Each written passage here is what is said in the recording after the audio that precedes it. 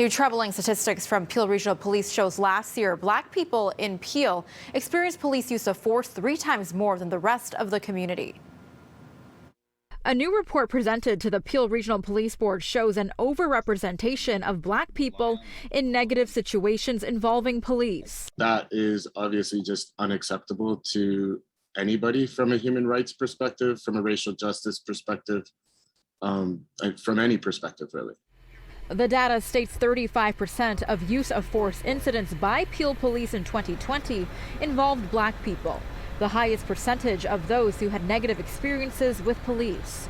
However, statistics show Black people only make up less than 10% of the population in Peel.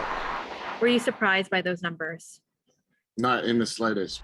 Since January last year, police services have been mandated by the province to keep track of when police would draw or fire their guns, use the baton or other weapons, and who they would use them on.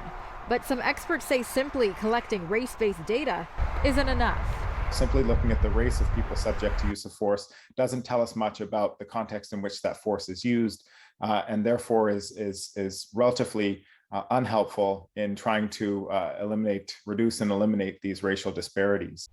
Out of 853 use of force incidents, 345 involved Black individuals, 275 involved whites, and 165 involved the Southeast Asian community.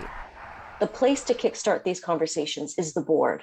You set priorities, you are the place for public discussion about this, and you approve the budget.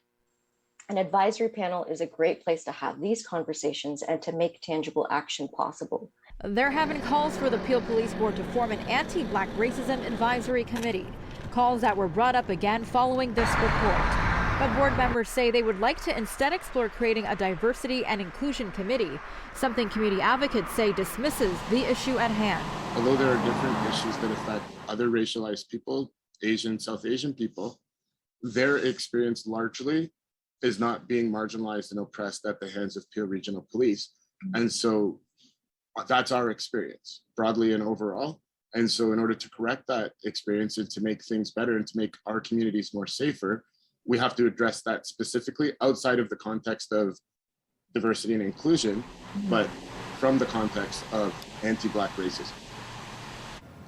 The Peel Police Board will be revisiting the topic of an anti-Black racism advisory panel and whether it is necessary again at their next meeting on September 24th.